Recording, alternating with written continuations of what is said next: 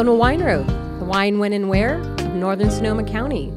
I'm your host, Marcy Gordon, with Beth Costa, Executive Director of the Wine Road. Once again, our show is on the air through the generosity and support of Ron Rubin Winery. Ron Rubin specializes in Russian River Valley Chardonnay and Pinot Noir, wines that to me truly capture the essence of the region. Check out their website at ronrubinwinery.com. Welcome to episode 176. Today our guest is wine writer Natalie MacLean. She's written a new book called Wine Witch on Fire, Rising from the Ashes of Divorce, Defamation, and Drinking Too Much. Welcome, Natalie. Hello, Marcy and Beth. Great to be here with you. Oh my gosh, I'm so excited. I've been waiting for this episode for, I don't know, it seems like months now. I'm really excited about the book. I just finished it 2 days ago. And I want to tell our guests a little bit, it's about Natalie's story of overcoming adversity in all aspects of her life, both personal and professional. And it's an amazing book. The story builds and builds. I felt like you were just going to burst out of those pages by the time I got to the end. It was just really great. It's intense. Oh, thank you. It's fast-paced, and it's so funny. One of my first questions was, I could almost feel the crescendo and the relief by the end of the book. And I imagine writing this was both difficult and cathartic. It was. They say when it comes to memoir, write from a scar, not an open wound.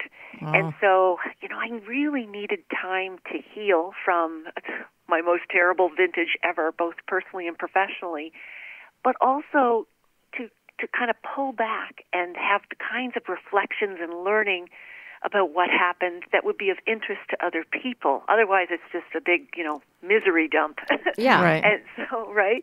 But, I think why people resonate with a lot of memoirs, and I hope with mine as well, is that it's a journey through some very tough patches in life. And although readers may not have, gone through divorce specifically, I'm sure a lot of people have felt loneliness or the yearning for love. Mm-hmm. They may not have been attacked online by a social media mob, but they've probably felt rejection or career disappointment. And I think what a good memoir does is let you feel all those feelings you felt that are part of your story as a reader, but through the lens of a different story. And importantly, how you can come out on the other end, survive, thrive, and be stronger. Right. Yes. Memoir has a definite arc. It has a very satisfying feel, but it has that universal quality too. So yeah, definitely. I think you nailed it.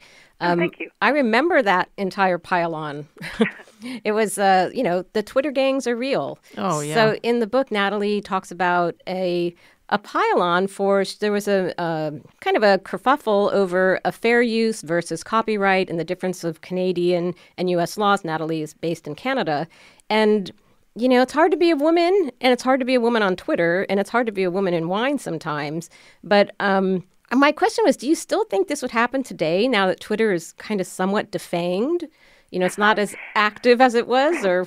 Well, I don't know. Twitter seems to be going down a different rabbit hole these days. Yeah, it's a different problem. But yeah, I think, this, although this took place in 2012, I think we still, as women in wine and just women generally, are still facing a lot of these issues. Now we have pylons that are made worse by bots, so you don't know if it's a human or a bot that's egging scarier. Everybody on. Right. The only difference I see now is that, the pylons or the cancel culture just moves more quickly. Yes, so it's they fast. Move on. That's the only relief you get is they find somebody else and they're on to their next whatever. But, I think for myself personally, I've learned a lot of coping techniques, both for how to be online, about, my own drinking habits, a whole lot of things. And, when it comes to being online, I think we have to really think about our mental health and not go down those rabbit holes that are not good for us, that are full of negativity or whatever. I mean, you can just block people. But the thing is, of course, if you earn your living online, as I do, you can no more turn it off completely than a surgeon can operate outside a hospital. That's the problem. So Right. It's a double-edged sword. Yeah, absolutely. But, to answer your question, I think things are improving, but that we're dealing with different factors today, and people still have to, I think, be very vigilant of, as I say, your mental health online. Definitely. And it's also, you would handle it differently. Yes. Oh, yes. Yeah. I thought, just answer their concerns and everyone will go away, right? Nope. Nope. Yeah. Yeah. I find, sometimes responding, like trying to be polite and responding and answering their questions just can add fuel to the fire. And at a certain point, you just have to say, no more. I pull back, I pull out, and it just dies from lack of oxygen, those kinds of pile-ons.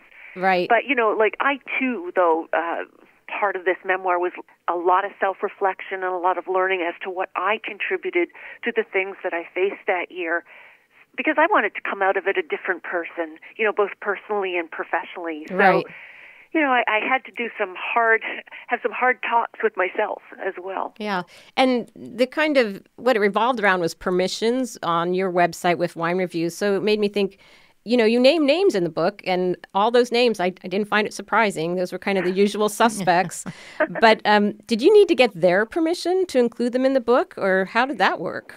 Well, that is a fascinating question now I'm a copyright nerd, right?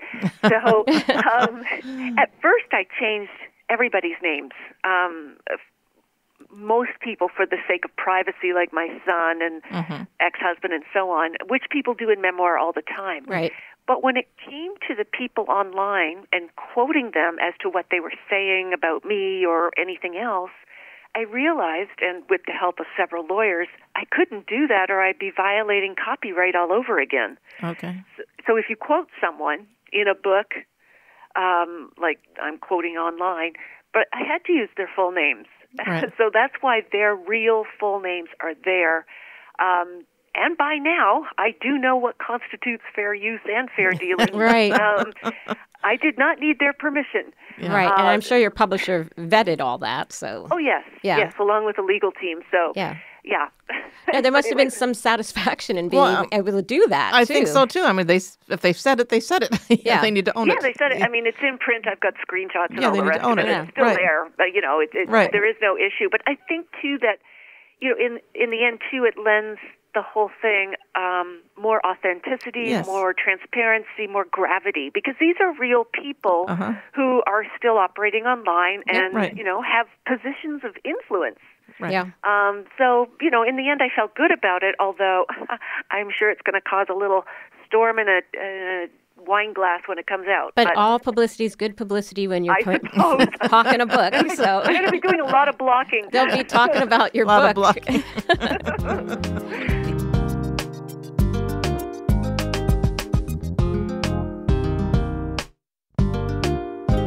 The other thing I love in the book is you highlight a lot of women winemakers in the chapters, and you're using it as a way to kind of mark a milestone or reflect upon a moment with a particular wine.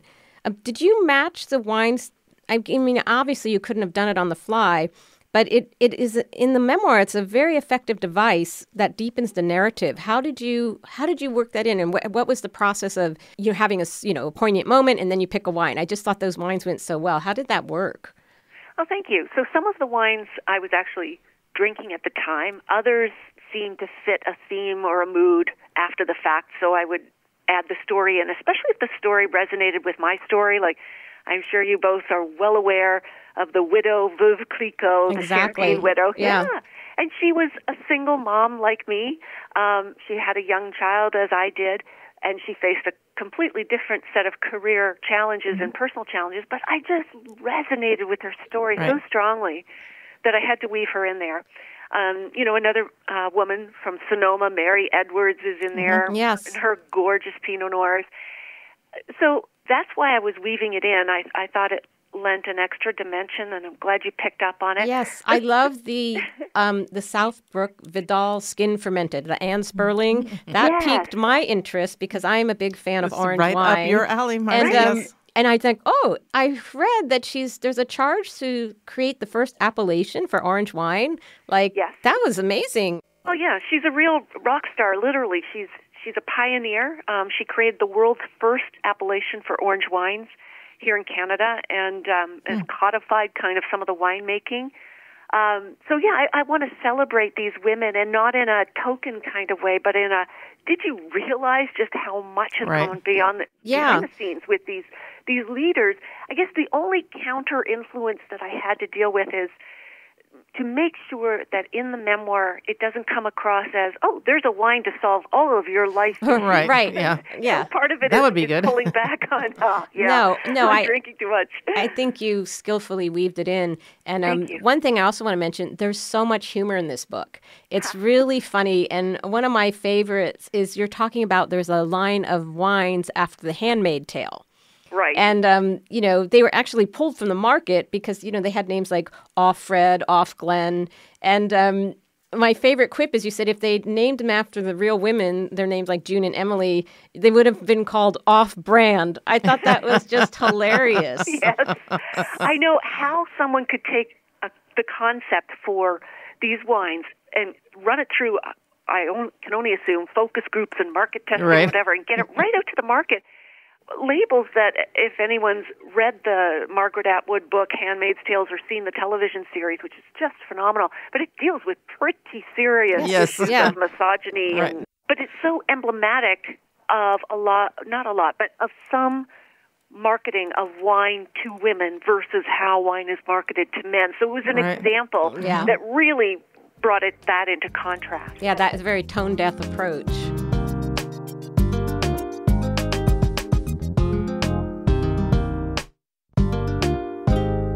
You are big on social media. I wonder, social media can be exhausting as a full-time pursuit. Do you do all your own social media? Or do you have a genie like Beth does? Yeah, I have a genie. Well, I write it all, but I do have someone helping me post. Yes, kind schedule of and the plan it out. logistics. Right. Yeah, because it does get to be a lot after a while. But I create all my own content, and therefore, whatever I create as a blog post or, a television clip or my own podcast, that is what feeds into social media to create posts. Yeah, yes. Exponential promotions and such. Exactly. Yeah. Recycle, reuse, reduce your own effort with content. That's always the plan. I saw, Natalie, that you also have a companion guide to the book. Yeah, that's what I was seeing the other day. Right. What does that entail? So the book originally was much longer. It had many, many more wines in it. But for various reasons in terms of, streamlining the narrative, and I didn't set out for this to be a wine book per se, even though it's, it takes place in the wine industry. And as we've already talked about, but it does have wines your in it. Platform makes it very, congruent. Exactly. So what we did, my publisher and I, is we took out a lot of the wines, and we created a beautiful companion guide to the book that is free.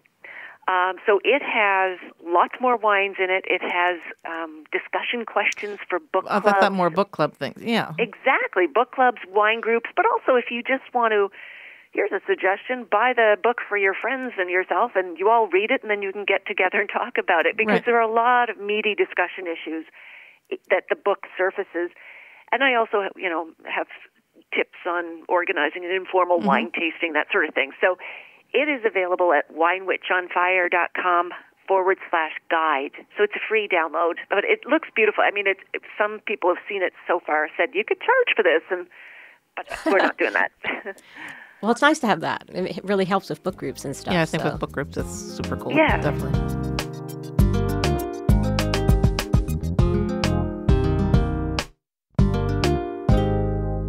So when you come to Sonoma, what are some of your favorite wineries that you like to visit? Well, I've mentioned Mary Edwards. Yes. I'm a Pinot girl at heart, and well, then you should be here. I know. In the Russian River. Misplaced here, yes. I think I'm not on commission or anything, but I buy La Crema by the caseload. Oh, wow. Well, I do that too, I must admit. So good. It's so good. But I love Sonoma in particular among all the California regions because it just excels at cool climate Pinot Noir and, of course, Chardonnay, any of the cool climate grapes. Right.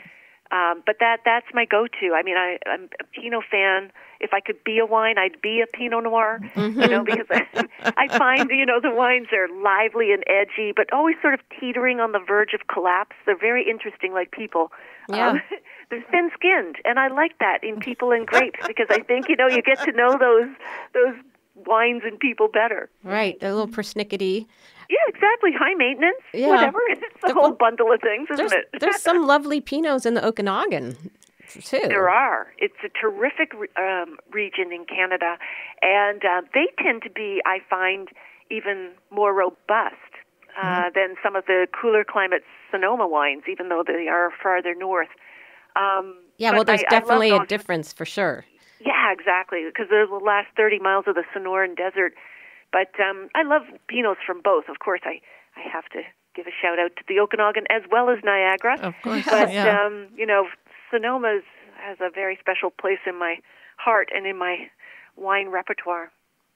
I'm excited to see this book when it is out. We will have links to the book. I think it comes out about a week from when we publish this show. And do you feel like this brought a nice closure to you for a lot of things?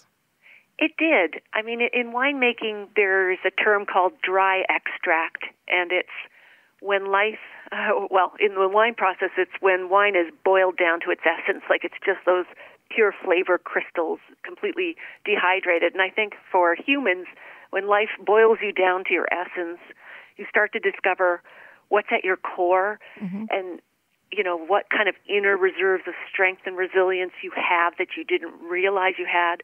And then more importantly, how do you want to sort of go forward, perhaps in new and different ways, both professionally and personally?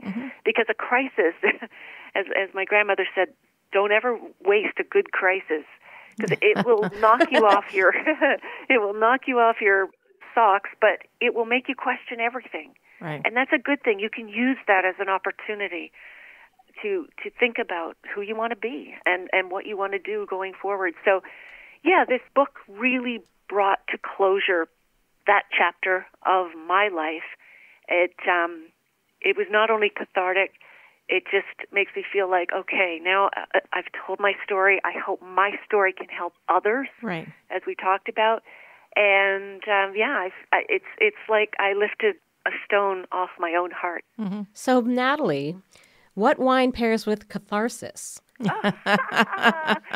Well, catharsis. At first, I was going to say, an Amarone, something that goes down strong with a bitter finish. Yes. But that just sounds mean. It sounds like I didn't learn anything. But that is a good choice. Wow. Yeah.